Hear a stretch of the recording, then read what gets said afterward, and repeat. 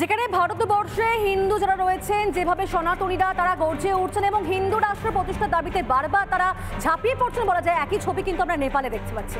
কিন্তু এই নেপালে যেখানে পুরনো রাজতন্ত্রকে ফিরিয়ে আনার দাবি করা হচ্ছে বারবার, একবার ইতিহাসটা দেখাতে চাইবো আপনাদেরকে। ইতিহাস কি বলছে?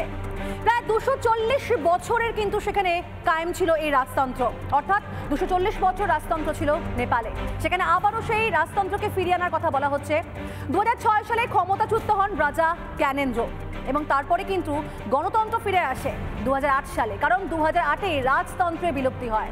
তারপরেই গণতান্ত্রিকের যে ব্যবস্থা, সেই ব্যবস্থার মাধ্যমে কিন্তু এগিয়ে চলেন সেখানকার মানুষজনেরা। এরপরই আসে ধর্মনিরপেক্ষতা এবং তারপর কি হলো, সেখানে দেখা যাচ্ছে যে একের পর এক ধর্মনিরপেক্ষ গণতান্ত্রিক হয় নেপাল।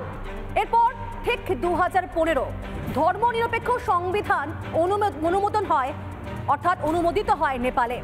এবং তার পরবর্তী সময় কি হচ্ছে, সংবিধান তো অনুমোদন প্রাপ্ত হলো, এর পরবর্তী সময় সেখানে একের পর এক যেভাবে বিষয়গুলো সামনে আসে সেখানে কিন্তু গণতন্ত্র স্থাপিত হয়, অর্থাৎ গণতন্ত্র প্রতিষ্ঠা পায়। কিন্তু এবার আবারও হিন্দু রাষ্ট্রের প্রতিষ্ঠার যেমন দাবিকে জোরালো করা হচ্ছে নেপালে, একই সঙ্গে সেই পুরনো রাজতন্ত্রকে আরও একবার ফিরিয়ে আনার জন্য একেবারে অগ্নিগর্ভ পরিস্থিতি নেপালে।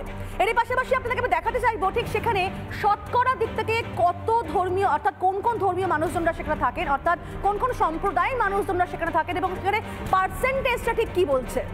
পার্সেন্টেজটা কিরকম? হিন্দু কতজন রয়েছেন? 81.19 শতকরা এতজন সেখানে কিন্তু হিন্দু রয়েছেন, অর্থাৎ হিন্দু ধর্ম যারা অবলম্বন করেন। বৌদ্ধ 8.21%। এরই পাশাপাশি দেখতে পাচ্ছি আমরা কি বৌদ্ধর পাশাপাশি মুসলিম সম্প্রদায়ের মানুষজন রয়েছেন 4.39%। এবং তারই পাশাপাশি কিরাতি 3.17%।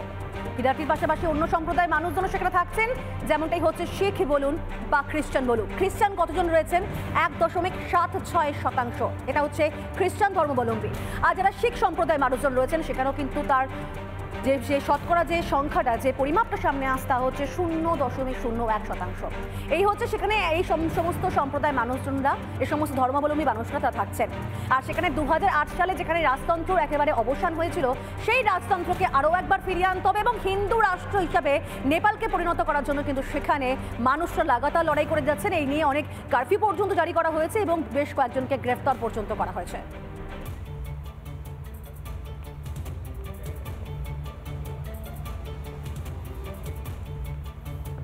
এই ভারতে যখন হিন্দু ঐক্যের বার্তায় উজ্জীবিত সনাতনীরা, ঠিক তখনই কিন্তু হিন্দু রাষ্ট্রের দাবিতে গর্জে উঠল নেপালের হিন্দুরা।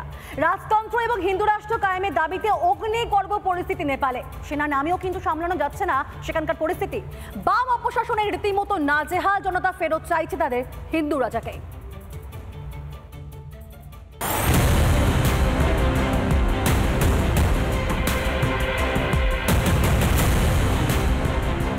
গোটা পৃথিবী জুড়ে নানা বিপদের মুখে হিন্দুরা, তাই হিন্দু ঐক্যের বার্তা ভারত ছাড়িয়ে পৌঁছে গিয়েছে নেপালেও। দেশে রাজতন্ত্র ও হিন্দু সংবিধান কায়েম করতে সংগ্রামে নেমেছে নেপালের সনাতনীরা। রাজতন্ত্র ফেরানো ও হিন্দু রাষ্ট্রের দাবিতে অগ্নিগর্ভ নেপাল। নেপালের শেষ রাজা জ্ঞানেন্দ্র শাহকে ফেরানোর দাবিতে রাস্তায় জনতা।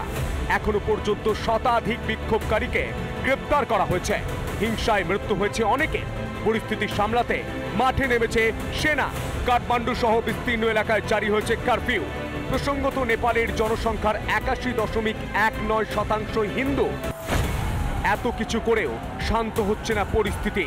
কিছু কিছু জায়গায় কারফিউ শিথিল হলেও এখনো ঠিক ঠিক করে আগুন জ্বলছে সর্বত্র। নেপালের বামপন্থী দলগুলির পার্টি অফিসেও ভাঙচুর চালিয়েছে উত্তেজিত জনতা। রাজনৈতিক দলগুলির স্বেচ্ছাচারিতায় গণতন্ত্র থেকে ভরসায় উঠে গিয়েছে নেপালি জনতা। তাই হিন্দু রাষ্ট্র ঘোষণার পাশাপাশি রাজতন্ত্রেই আস্থা রাখছে নেপালের একাংশ জনতা। জ্ঞানেন্দ্র যখন এসেছিল 9 মার্চ, বিশাল সংখ্যক মানুষ এসেছিল, তার ভিডিও এখন ঘরে ঘরে। মানুষ মনে করছে বাঁচার কথা এই কমিউনিস্টরা দিতে পারবে না। হিন্দু রাষ্ট্র থাকলেই আবার সেই পুরনো স্বাধীনতা ফিরে পাওয়া যাবে। 2008 সালে দীর্ঘ রক্তক্ষয়ী গৃহযুদ্ধ শেষে রাজতন্ত্র বিলুপ্ত হয় নেপালে। এরপর থেকে নেপালি কংগ্রেস ও কমিউনিস্ট দলগুলি বিভিন্ন সময় নেপাল চালিয়েছে। বর্তমানে নেপালের প্রধানমন্ত্রী কেপি শর্মা ওলি বামপন্থী। অন্যদিকে বিরোধী দলনেতা পুষ্পকমল দাহাল বামপন্থী দলেরই। বারবার রাজনৈতিক অস্থিরতা ও বাম অপশাসনে নাজেহাল জনতা তাই ফের রাজতন্ত্রেরই দ্বারস্থ হতে বাধ্য হচ্ছে। নেপালের মানুষজন কিন্তু এখন বুঝতে পেরেছেন যে বাঁচতে গেলে তাদের আবার হিন্দুত্বের রাস্তাতেই ফিরে যেতে হবে, এবং এ কারণেই নেপাল কিন্তু আবার হিন্দুত্বের পথে হাঁটছে এবং এই আন্দোলন জোরদার হবে। উত্তরপ্রদেশের মুখ্যমন্ত্রী যোগী আদিত্যনাথ নেপালে সনাতনী গরিমা পুনরুদ্ধারে বহুবার আওয়াজ তুলেছেন, তাই এই আন্দোলনের পোস্টারে জায়গা করে নিয়েছেন যোগী আদিত্যনাথও। সারা বিশ্বে অস্তিত্ব রক্ষার সংগ্রামে নেমেছে হিন্দুরা। সনাতনীরা লড়ছে বাংলাদেশে, সনাতনীরা লড়ছে নেপালে, লড়ছে যোগেশ চন্দ্র ও মোথাবাড়িতেও। এক বৃহত্তর বিশ্বব্যাপী হিন্দু জাগরণের সাক্ষী থাকছে গোটা দুনিয়া। রিপাবলিক বাংলা। নানা ধরনের কন্টেন্ট দেখার জন্য লাইক করুন, শেয়ার করুন আমাদের ফেসবুক পেজ, সাবস্ক্রাইব করুন আমাদের ইউটিউব চ্যানেল। পাশাপাশি অন্যান্য ব্রেকিং নিউজের জন্য অবশ্যই চোখ রাখুন রিপাবলিক বাংলায়।